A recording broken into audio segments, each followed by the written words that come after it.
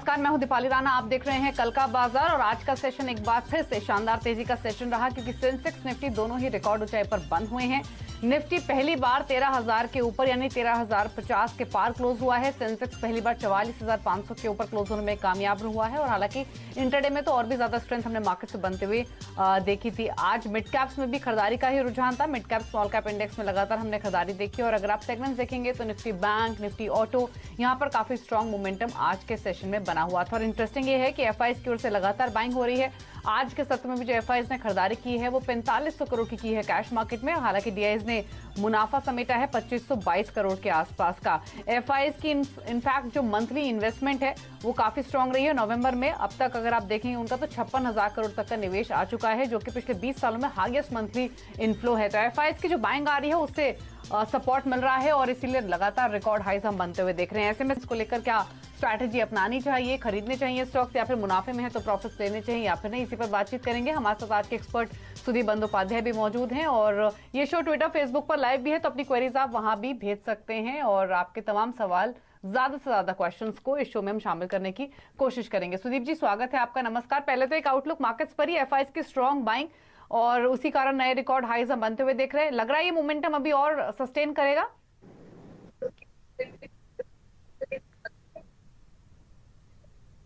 जी दीपाली जी, बिल्कुल करेगा। जैसे आपने जिक्र किया, रिकॉर्ड एफआईआई इनफ्लो आया है। अब तक 56,000 करोड़ का इनफ्लो है और जिस तरह से एफआईआई निवेश कर रहे हैं, जिस तरह से लिक्विडिटी ग्लोबल मार्केट्स में बरकरार है, लग रहा है कि ये लिक्विडिटी का फ्लो जारी रहेगा और मार्केट भी नए नए लेवल्स दिखाएंगे। जैसे हम कहते हैं ना, लिक्विडिटी के साथ हम आर्ग्यू नहीं कर सकते हैं। मार्केट फंडामेंटल्स, जीडीपी और कॉर्पोरेट परफॉर्मेंस सब एक तरफ, लिक्विडिटी एक तरफ, और लिक्विडिटी रैली को ड्राइव कर रहा है। ये मोमेंटम जारी रहेगा 15 दिसंबर तक। जी, तो मोमेंटम सस्टेन करेगा एफआईएस की ओर से क्योंकि पार्टिसिपेशन आ रहा है जो कि सपोर्ट कर रहा है इस खरीदारी को। चलिए सवालों करते हैं शामिल। अरविंद है पहले कॉलर हमारे साथ अहमदाबाद से बातचीत करने के लिए। अरविंद जी नमस्कार, बताइए क्या सवाल है आपका? हमने सीजी पावर लिया है 33 रुपीज में और 2016 में लिया है, तो उसमें क्या करना चाहिए? सीजी पावर अब तो आपका इन्वेस्टमेंट प्रॉफिट्स में आ चुका है। 2 दिन से तो वापस ही सर्किट लगा रहा है और 33 की बाइंग है। 37 इनफैक्ट 38 रुपए के आसपास ही हुआ है क्लोज। क्या करना है, प्रॉफिट्स लेने हैं या फिर होल्ड करना है सुदीप जी सीजी पावर? देखिए, अगर होल्ड करना चाहते हैं तो जरूर होल्ड कर सकते हैं। आगे आने वाले दिनों में इस कंपनी का टर्नअराउंड क्रेडिटर्स के साथ सेटलमेंट हो गया, नया मैनेजमेंट आ गया और मैनेजमेंट क्वालिटी बेहतरीन है, एस्टैब्लिश ट्रैक रिकॉर्ड है। तो नजरिया 1 साल प्लस का है, होल्ड करिए। पर अगर आपका शॉर्ट टर्म प्रॉफिट के लिए आपने लिया है तो एक बार प्रॉफिट बुक कर सकते हैं। लॉन्ग टर्म व्यू है तो होल्ड कीजिए इस स्टॉक को और अगर सिर्फ शॉर्ट टर्म के पर्सपेक्टिव से लिया था तो प्रॉफिट्स ले सकते हैं। राम है हमारे साथ फोन लाइन पर अब दिल्ली से। राम नमस्कार, बताइए सवाल अपना। हेलो मैम, एक्चुअली मैंने ना आईटीसी खरीदा था 100 शेयर का और ये मैंने खरीदा है 186 रुपीज पे। हेलो, ठीक है जी। हाँ, 186.5 का मैंने खरीदा था आईटीसी। 186 की इनकी बाइंग है। ठीक है, बहुत अच्छा काम किया इन्होंने। अब तो आईटीसी ने फाइनली मूव करना शुरू किया है और इनकी खरीदारी से जी मैं आईटीसी इनको होल्ड करने का सलाह दूंगा। बहुत ही अच्छा खरीदारी इन्होंने किया है। जो दिवाली में हम दिवाली पिक्स दे रहे थे उसमें आईटीसी था। हम लोगों को लगता है कि आईटीसी ग्रॉसली अंडरवैल्यूड लेवल्स पे, इनका एफएमसीजी बिजनेस की सपोर्ट करता है बाकी बिजनेसेस को, और ओवरऑल एक टोबैको को लेके एक नेगेटिव सा माहौल बना हुआ था, इसके चलते प्राइस डिप्रेस था। पर आने वाले दिनों में हम लोगों को लगता है कि ये अच्छा खासा प्रदर्शन कर सकता है और इसका कॉर्पोरेट कुछ एक्शन जो जिसका जिक्र मैनेजमेंट भी कर चुके हैं, वैल्यू अनलॉकिंग की संभावना बहुत जबरदस्त है। तो यहाँ पे 1 साल का नजरिया लेके निवेशित रहिए। ₹200 का टारगेट रख सकते हैं। तो 1 साल के व्यू के साथ इसको डेफिनेटली आप होल्ड कीजिए, बने रहिए इस स्टॉक में। और आज भी दिन के ऊपरी स्तरों पर स्टॉक की हुई है क्लोजिंग। ट्विटर के जरिए सौरभ गुप्ता ने एक सवाल हमें भेजा है। कैमकॉन स्पेशलिटी पर इनका सवाल है। 500 शेयर्स हैं, 428 इनका परचेजिंग प्राइस है और 5 मंथ्स ये होल्ड कर सकते हैं, यानी 5 महीने का इनका नजरिया है। सुदीप जी, 523 पर बंद हुआ है। स्पेशलिटी केमिकल से जुड़ी हुई कंपनी है कैमकॉन स्पेशलिटी केमिकल्स। क्या सजेशन रहेगा इनके भाव के आसपास? ये थोड़ा सा नीचे है। यहाँ पे इनको निवेशित रहने की हम सलाह देंगे, क्योंकि अगर स्पेशलिटी केमिकल में बहुत अच्छा ट्रैक्शन देखने को मिल रहा है और आने वाले दिनों में और भी अच्छा प्रदर्शन करने की संभावना रहेगी। वैल्यूएशन के लिहाज से शायद थोड़ा ओवर वैल्यू लग रहा है, पर मोमेंटम है और इसमें निवेशित 5-6 महीने के लिए रह सकते हैं। ठीक है, 5 से 6 महीने के पर्सपेक्टिव से आप इसे होल्ड कर सकते हैं, यही सजेशन है। अगला सवाल हमें व्हाट्सएप के जरिए आया है और ये सवाल हमें भेजा है सतवंत राय ने, जलंधर पंजाब से। इन्होंने ये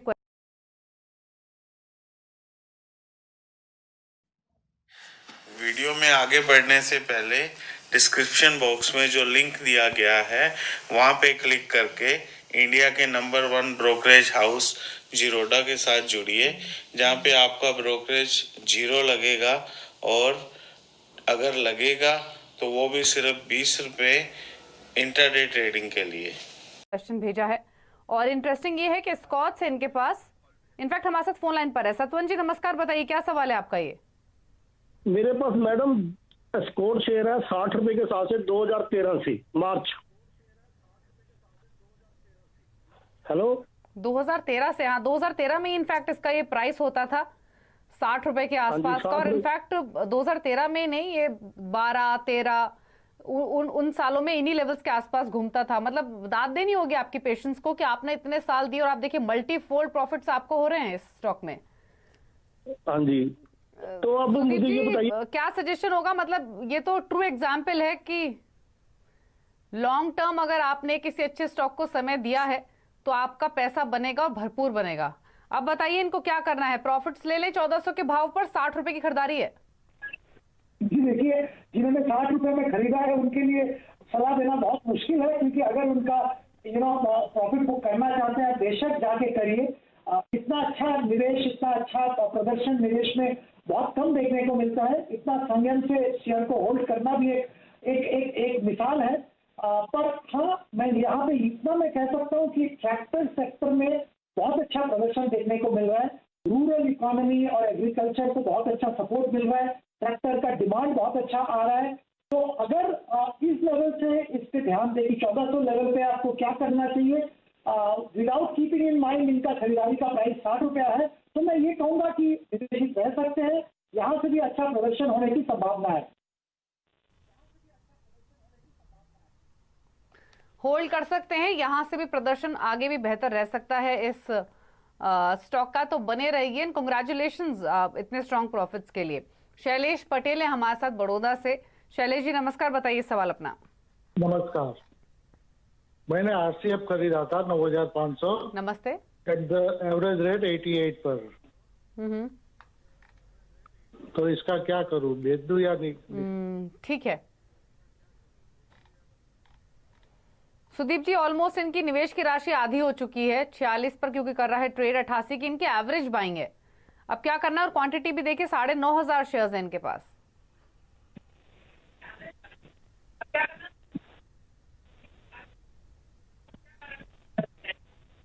ये उनका बाइंग का क्वांटिटी लेवल के साथ कंपेयर अगर करें तो सलाह तो यही होगा कि कभी एग्जिट कर लीजिए, क्योंकि आपके लिए वो आपका धनराशि रिकवर करना बहुत मुश्किल होगा।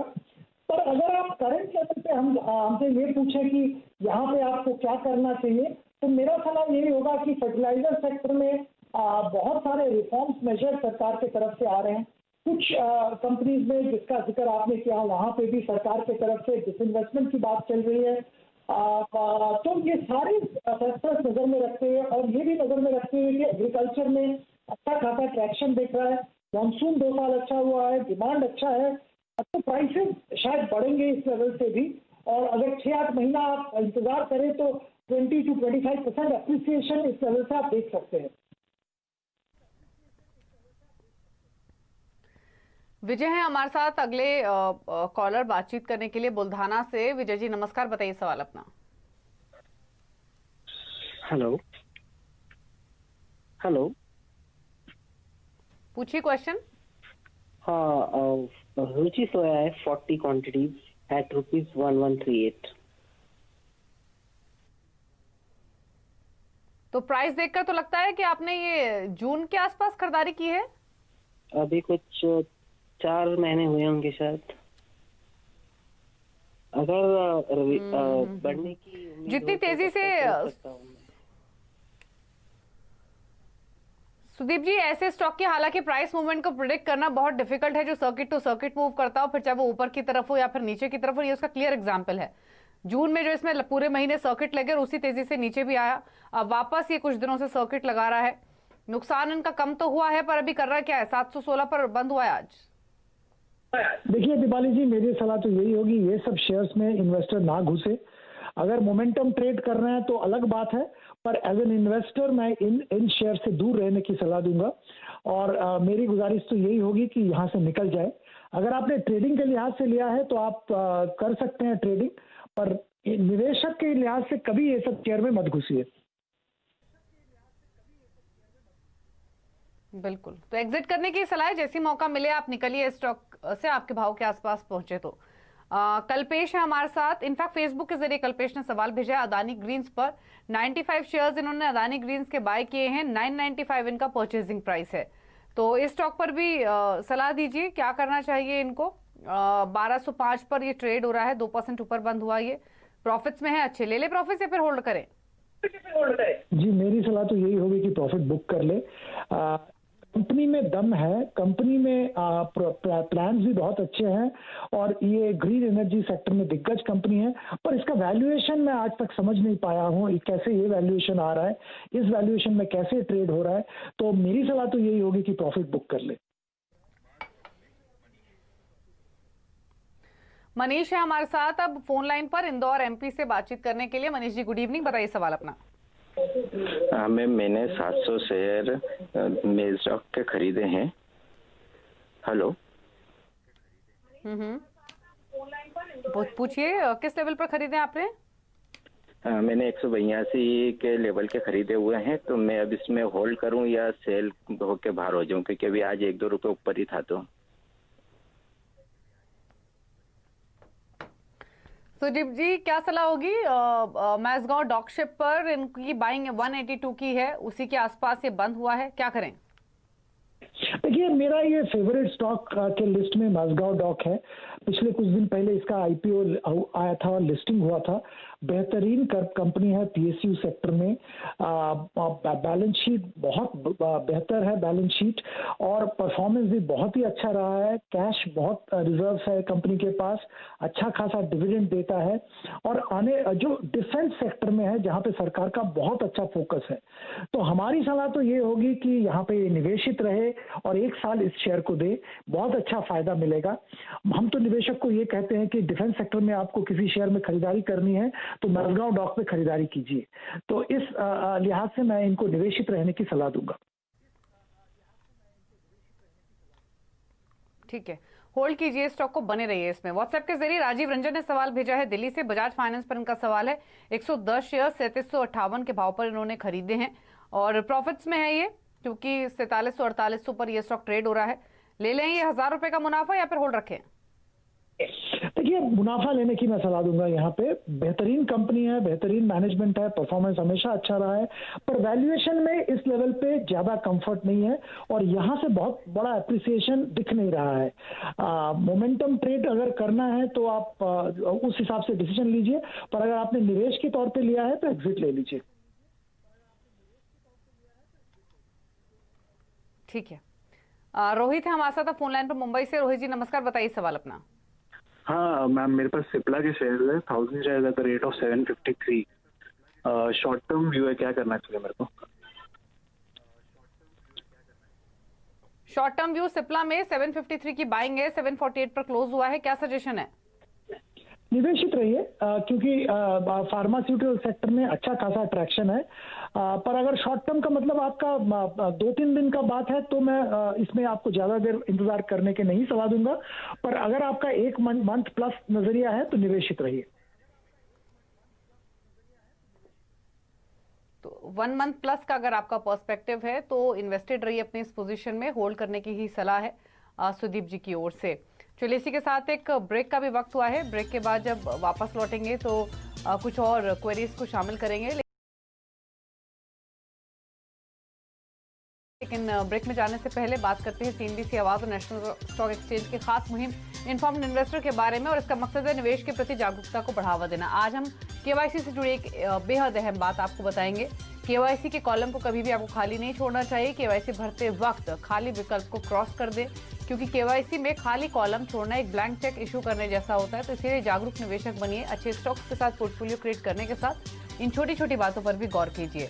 आपकी राय क्या रहेगी इस मुद्दे पर सुदीप जी?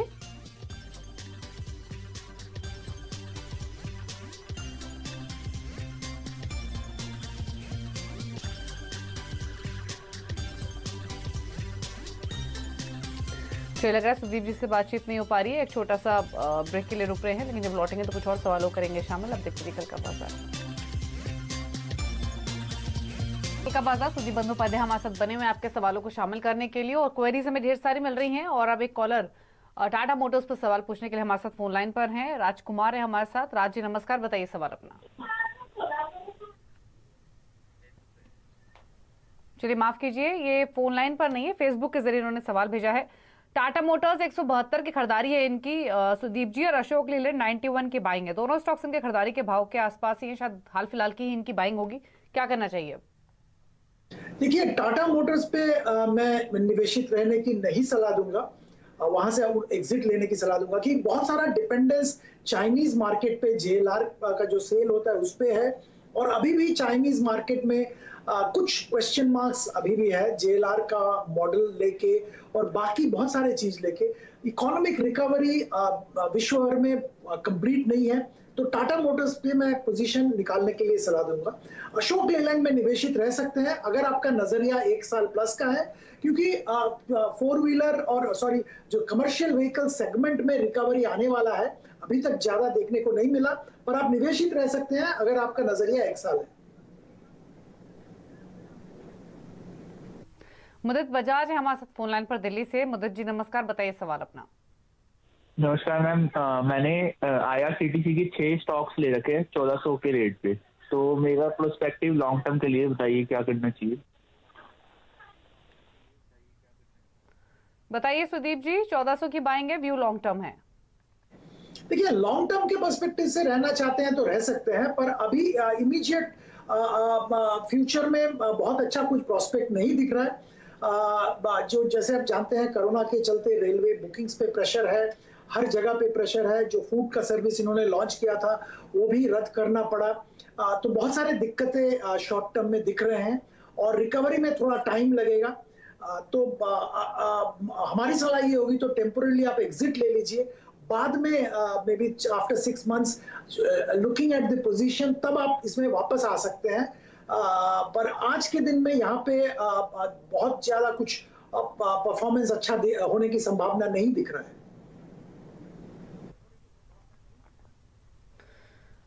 इसके अलावा फेसबुक के जरिए पवन अग्रवाल ने सवाल भेजा है डिक्सन टेक्नोलॉजीज पर। 25 शेयर इन्होंने डिक्सन टेक के खरीदे हुए हैं और जिनका खरीदारी का भाव है वो 9,540 रुपए का है। अब क्या करना चाहिए जानना चाहते हैं। व्यू इन्होंने मेंशन नहीं किया है, बट क्या सजेशन होगा? 1300 के आसपास का प्रॉफिट हो रहा है, ले लें या फिर होल्ड रखें?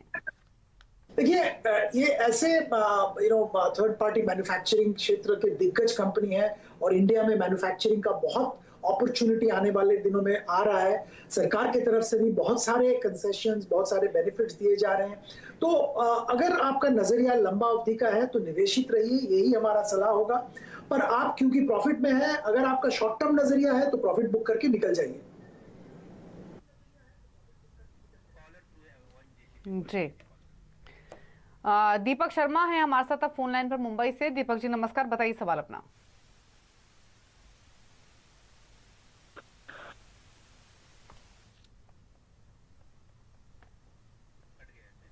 चलिए फोन लाइन की डिस्कनेक्ट हो गई है। जो सवाल इन्होंने भेजा है वो एनजीसी पर है। 80 शेयर खरीदे हुए इन्होंने और जो खरीदारी का भाव वो 84 रुपए का है।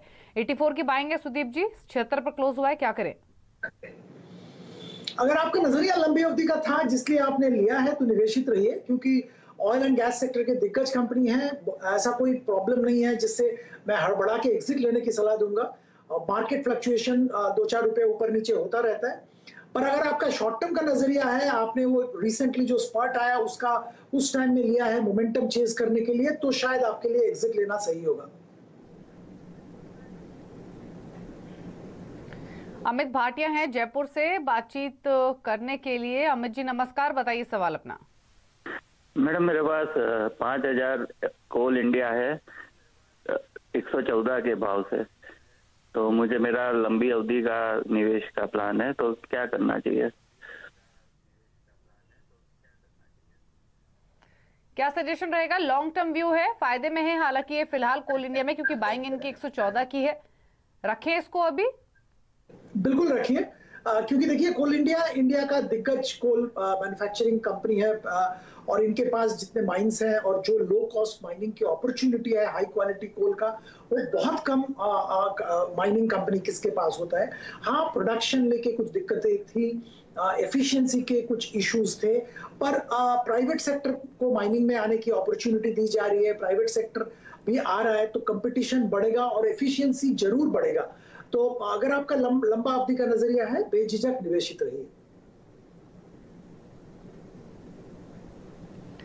फेसबुक के जरिए मोहन राठी ने सवाल भेजा है कोलकाता से। फाइजर पर उनका सवाल है। 5160 की बाइंग है, 10 शेयर हैं, क्या करना चाहिए बताइए?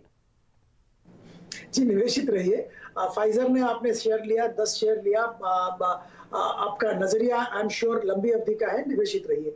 देखिए वैक्सीन और वैक्सीन रिलेटेड जो एक्साइटमेंट था वो शेयर में ऑलरेडी आ चुका है। अगर आपने उस चीज के लिए लिया है तो मेरे ख्याल से आपके लिए सही निवेश नहीं हुआ, पर अगर आपने लंबी अवधि का सोच के लिया है तो निवेशित रहिए। एक और सवाल आया है एसएमएस के जरिए उपेंद्र राणा का भटिंडा से। आईओसी पर इनका सवाल है। 400 शेयर्स इन्होंने इंडियन ऑयल कॉर्पोरेशन के खरीदे हुए हैं और जो खरीदारी का भाव है वो 80 रुपए का है। नजरिया इनका अगेन मालूम नहीं है, बट आईओसी क्या सजेशन होगा आपका? मैंने ओएनजीसी के बारे में जो जिक्र किया वही मैं बताऊंगा। इसमें बढ़ा के एग्जिट करने की कोई मतलब नहीं है। अगर इनका नजरिया लंबी अवधि का है, बेझिझक निवेशित रहिए। पर अगर इन्होंने मोमेंटम चेज करने के लिए लिया तो हम लोगों को नहीं लगता है कि बहुत जल्द बहुत कुछ इसमें होने वाला है, तो फिर वो एग्जिट ले सकते हैं। ठीक है।